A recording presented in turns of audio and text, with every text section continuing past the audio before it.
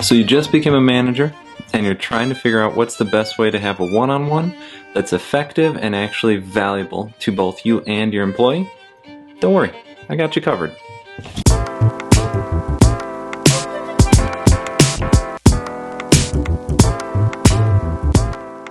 I've been a manager for well over a decade now, and at first I struggled with one-on-ones, then I spent some time trying to figure out what to do in a one-on-one.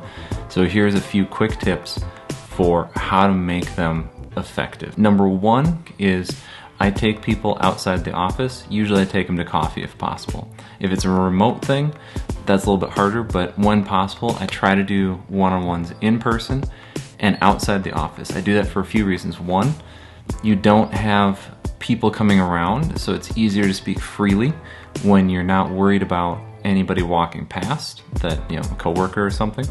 Two, I take to coffee with this, specifically because I have the company pay for their coffee as a cheap way for the company to show value or put value into a person.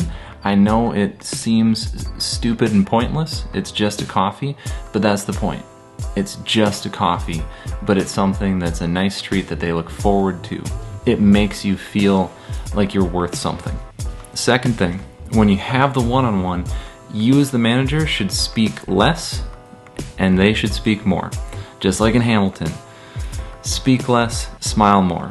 The idea is a one-on-one should be about you connecting with your employee to see how they are doing, both as a person and at work, not just to get a status report or a meeting report. There are other things for that. So that's number three. As long as I possibly can, never give negative or critique on action in a one-on-one. And it's because if you need to give a negative critique, schedule a specific meeting for it.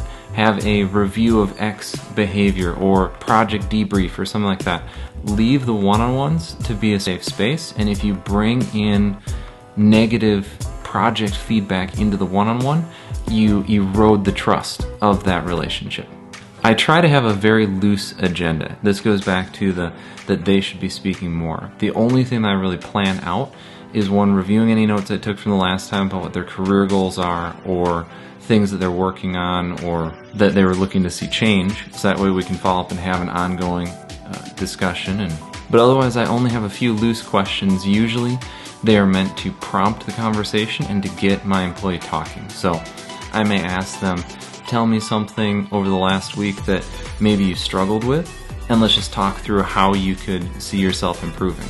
Again, it's not critiquing, it's not me criticizing, it's prompting them to self-reflect and say, here's something, or even asking like, hey, tell me what was something that happened that you got really excited about and you were happy about, and then use that as a starting point to the conversation. So that way you're helping the employee think back on their actions, self-reflect, and usually you can gently tease out ways that they think they could do better. And then you can fold that into whatever their career path is. And then lastly, show actual care. This is the easiest one to overlook, it seems, but actually care about their career. So ask questions around, where do you want to be? What are your goals? How can we help you get to your goals? And then actually follow through on it. If you do that, I promise you are going to have better, more effective one-on-ones. You're going to have better relationships with the people on your team, and you're going to see better results.